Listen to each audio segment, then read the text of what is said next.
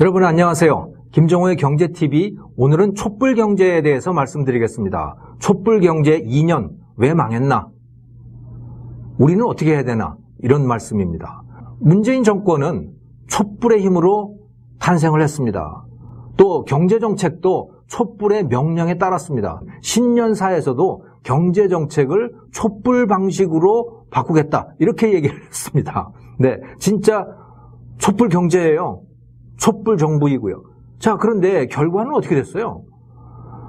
결과는 참 깝깝한 결과가 나타난 거죠.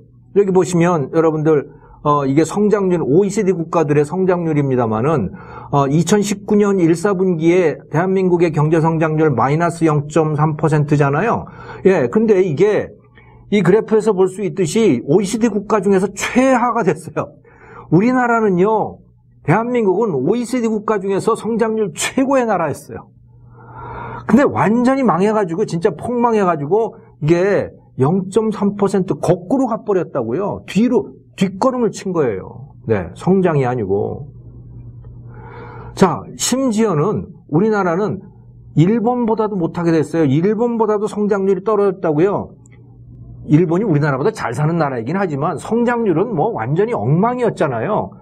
그래가지고 지금부터 20년 전에 만들어 놓은 거 가지고 먹고 사는 나라가 돼 있는 겁니다. 일본이 지금. 그런데 여기 보시면 미국보다도 낮고 일본보다도 낮고 그런 지경까지 왔어요. 우리나라는. 그러다가 지금 원화의 가격은 어떻게 됐어요? 환율은 지금 최고로 치솟았죠. 그래가지고 1136원 하던 게 1195원까지 갔고, 그것도 겨우 정부가 구두 개입을 해가지고 그 정도 선에서 지금 막아놓고 있는 그런 상황인데, 앞으로 저는 이것도 어떻게 될지 알 수 없다고 봅니다. 아마 앞으로는 국가 부채도 엄청나게 늘어날 거고요. 실업률, 이것도 역대 최대라 그러죠. 고용률은 좀 늘었다고 하는데, 그것도 사실은 다 정부가 세금 써가지고 고용한 사람들인 거지요. 진짜 기업들이 제대로 된 고용, 그거 생각을 해보면요, 완전히 지금 폭망한 그런 상태인 거예요. 네, 정부는 인정하고 있지 않지만. 그런데 출범할 때 한번 생각을 해보세요. 청와대에다가 일자리 상황판 딱 만들어놨을 때 국민들이 정말 희망으로 들떠 있지 않았어요? 야, 이제 진짜 뭐가 되나 보다. 이렇게 정말 그렇게 기대하지 않았습니까, 여러분들? 또 문재인 대통령이 인천공항공사를 찾아가가지고 거기에서 비정규직을 다 정규직으로 전환하라고 그렇게 이야기를 했을 때, 와, 진짜 우리나라는 비정규직 완전히 없어지나 보다, 그렇게 희망에 들떠 있지 않았어요? 진짜 문재인 대통령은 촛불 군중들이 요구하는 대로, 촛불 시위대가 요구하는 대로, 그들의 희망대로 경제정책을 폈던 겁니다. 그런데 결과는 완전히 폭망이죠. 왜 이렇게 됐을까요? 그것은요, 경제법칙이라고 하는 것이 촛불 시위대의 뜻대로 바꿀 수 있는 것이 아니기 때문이에요. 촛불 시위대가 대한민국 국민 5천만 명이 전부 광화문 광장에 나가가지고서 촛불의 명령이다 그래가지고 수요공급 법칙을 없애라고 했는데 없어지지가 않는 거예요. 5천만이 요구한다. 우리가 주권자니까 주권자 이름으로 명령한다. 중력의 법칙 없어져라 라고 한다 그래가지고 중력의 법칙이 없어지나요? 아니잖아요. 경제법칙도 마찬가지인 겁니다. 경제법칙도 절대로 촛불 시위대가 없애라 그런다 그래가지고 없어지지가 않아요. 그런 법칙 중에 하나가 뭐냐면, 기업은 또는 비즈니스 하는 사람은 이윤이 나지 않으면 망한다는 거죠. 이건 철칙이에요. 이윤이 없으면 망하는 거예요. 적자가 쌓이면 망한다. 자, 그런데 어떻게 했어요? 촛불의 명령으로 시급 1만 원을 실현시켜라, 이렇게 됐잖아요. 최저임금 10,000원으로 올려라, 이렇게 한 거 아니에요? 결국은 못하고 말았지만 지금 8,500원 정도에서 멈추고 말았죠. 근데 그것도 감당이 안 되는 거 아닙니까? 그래가지고 수많은 자영업자들 적자가 나가지고서 문 닫고 있고, 다 해고시키고 알바도 고용 못하고 이렇게 되고 있는 거 아니에요? 왜? 경제법칙이 그러하기 때문에 그런 겁니다. 남지 않는 장사를 어떻게 하냐고요.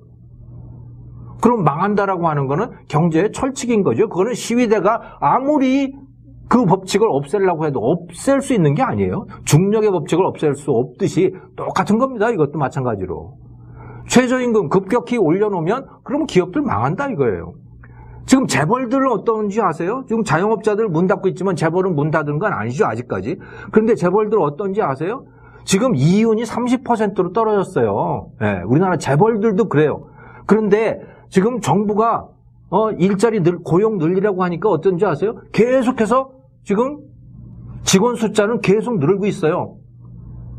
어떻게 될까요? 저는 뭐 아무리 길어도 2년 안에 적자난다고 봅니다. 그럼 재벌도 망하는 거예요.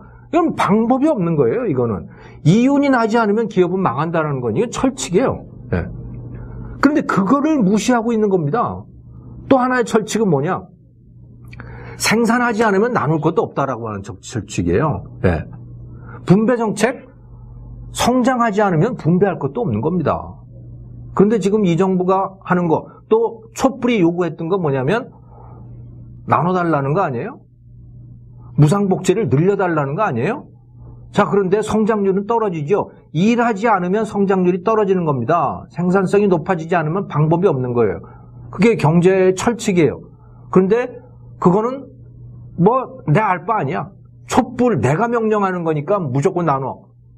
그럼 어떻게 되는 거예요? 성장률 떨어지죠. 그렇게 되면 세금 거둘 것도 없어지겠죠. 그런데 지출은 계속 늘려가지고 분배를 해야 되겠죠. 그 결과는 뭡니까? 국가 부채 늘어나는 거예요. 이것도 철칙이에요. 방법이 없는 겁니다, 여기에. 네. 촛불이 아무리 명령을 해봐야 소용이 없어요. 여러분, 민주주의가 제대로 안 돼가지고 국민들이 고통스러웠던 게 아닙니다. 박근혜 대통령 무슨 재벌 자본가들이 잘못해가지고 세상이 고통스러웠던 게 아니라고요. 세상은 원래 고통스러워요. 그것은 생물이라면 모든 생물은 사는 게 다 고통스럽습니다. 사자 사진 한번 보세요. 못 먹어가지고 삐삐 말랐잖아요. 네. 사자도 먹지 못하면 삐삐 말라 죽는 거예요. 그리고 사자도 뭐 먹으려면요 정말 고통스러운 과정을 거쳐가지고 사냥을 해야 되는 거예요. 초식동물은 하루 종일 풀 뜯어 먹고 있어야 돼요. 원래 생명이라고 하는 거는 그런 거예요. 원래 엔트로피의 법칙이라고 하는 것 때문에 생명을 유지하는 일은 매우 어렵습니다. 그런데 인간은 그나마 조금 덜 고통스러운 거죠. 다른 생물들에 비해서. 왜? 인간은 자기의 뜻에 맞춰서 주변 환경을 좀 바꿀 수 있기 때문에 조금 덜 고통스러워요. 그리고 그 인간들 중에서도 부자 나라의 사람들은 그나마 고통이 덜하지요. 왜냐하면 같은 일을 하더라도 생산성이 높기 때문에 그런 거예요. 그래서 생산성을 높여야 되는 겁니다. 그래야 고통이 좀 덜한 거예요. 세상을 사는 이 생명을 유지하는 고통이 덜한 거죠. 하지만 생산성을 높이는 그 자체가 또 고통스러운 거죠. 그래서 세상은 도대체 고통을 피할 수 있는 방법이 없는 거예요. 잠시 동안 고통을 면한다? 뭐 마약을 맞으면 그렇게 되는 거죠. 경제적으로도 마찬가지예요. 잠시 그 고통을 덜 수 있어요. 어떻게? 나 뭐 국가가 공짜로 뭐 돈을 주면 그런 거죠. 그건 마약이에요. 누구 걸 뺏어 주든가 아니면 빚내서 주든가 무슨 방법이 없잖아요. 그거는. 네. 민주주의를 한다고 해가지고 세상 사람들이 살기가 좋아지는 게 아니라는 겁니다. 그건 전혀 무관한 문제예요. 네. 촛불 시위 군중들은 그걸 무시했던 거이고요. 예. 문재인이, 박원순이니, 이재명이니, 뭐 이런 그 촛불 정치인들, 이 사람들은 자기들이 마치 경제법칙을 초월할 수 있는 것처럼 얘기를 한 거죠. 사기예요. 생물이라면 그렇게 할 수 없는 겁니다. 자, 그리고 우리 젊은이들 한번 생각을 해보세요. 박근혜 대통령 때 뭐라 그랬나요? 노력이라고 그러지 않았어요? 노력. 아니 지금 내가 하는 노력도 모자라가지고 또 노력을 하란 말이야. 노력 지긋지긋하다. 이 헬조선에서 지긋지긋하다. 그래가지고 나는 이 헬조선을 벗어나고 싶어. 이랬던 거 아닙니까?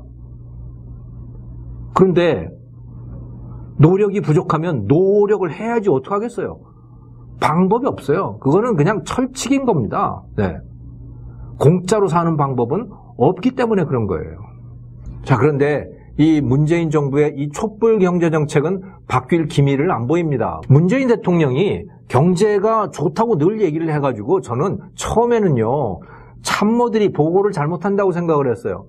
그런데 지금 2년 동안 계속해서 그 말을 되풀이하는 걸 보니까 이거는 참모의 문제가 아니고 본인 스스로 그런 생각을 하고 있는 것이고, 네, 그런 보고를 하는 참모들만 쓰는 거라고 저는 생각을 해요. 그래서 바뀔 방법이 없다. 이 정부가 계속되는 한은 이 촛불 정책이, 즉 경제의 철칙을 무시하는 이 정책을 바꿀 수 없다. 바뀔 가능성 전무하다. 그렇다는 얘기는 지금과 같은 이런 성장이 마이너스 성장으로 가고 환율은 올라가고 국가 부채는 늘어나고 하는 이런 상황을 바꿀 수 있는 방법이 없다라고 생각을 해요. 그러면 어떻게 할 것인가? 여러분 한 분 한 분은 어떻게 해야 되는가? 이거는 제가 환율과 관련된 영상에서도 말씀을 드렸지만 이제는 한국이 아니고 밖에다가 투자를 하셔야 된다. 그래야 재산을 지킬 수가 있어요. 달러를 사셔야 되고요. 또 외국 주식을 사셔야 되고 채권을 사더라도 외국 채권을 사야 된다는 얘기죠. 네.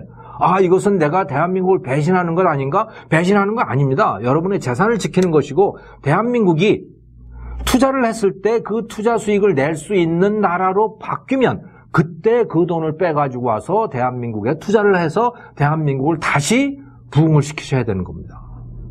지금 같이 망하면 그러면 진짜 같이 쫄딱 망하는 거예요. 자, 그 다음에 두 번째 하셔야 될 일은 뭐냐? 정권을 바꾸기 위해서 노력을 해야 되는 거죠. 그런데 그 정권을 바꾸더라도 지금 자유한국당 같은 그런 당으로는 안 됩니다. 이 자유한국당이 민주당하고 결정적으로 다른 것 또는 정의당하고 결정적으로 다른 것은 북한에 대한 태도, 김정은에 대한 태도는 결정적으로 달라요. 하지만 나머지 모든 것에 있어서는 별로 차이점이 없어요. 국내 정책에 대해서는. 경제 정책에 대해서는요. 그래서 여러분들께서 이제 나서셔야 될 일은 뭐냐면 시장 경제를 하자. 제대로 된 시장 경제를 하자고 정치인들한테 계속 말씀을 하셔야 돼요, 이제. 네. 여러분들 한 분 한 분이 목소리를 내셔야 됩니다. 그리고 국민들, 여러분 동료들에게도 야, 국가에 기대지 말고 이제 내 인생은 내가 책임진다. 내 자식들과 내 손자들에게도 그런 말씀을 하셔야 돼요. 네 인생은 네가 책임져라. 그런 철학을 자꾸 말씀을 하셔야 됩니다. 그래서 그렇게 생각하시는 분이 정말 그러니까 이 자유주의자로서 독립된 이런 자유의 철학을 갖고 있는 분들이 한 분 한 분 늘어날수록 우리나라에 제대로 된 정당이 나올 수가 있다. 그래서 우리나라가 다시 한번 재도약을 할 수가 있다. 그때 비로소 그렇게 할 수 있다. 저는 그렇게 생각을 합니다. 오늘은 여러분들께 이 촛불 경제가 왜 망했는가? 그것은 기본적으로 촛불 시위대 그리고 그들의 앞에 섰던 문재인, 이재명, 박원순 이런 사람들이 촛불의 요구를 들어주면서 경제 철칙을 무시했기 때문에 그 보복을 당하고 있는 것이다 라고 하는 말씀을 여러분들께 드렸습니다. 감사합니다.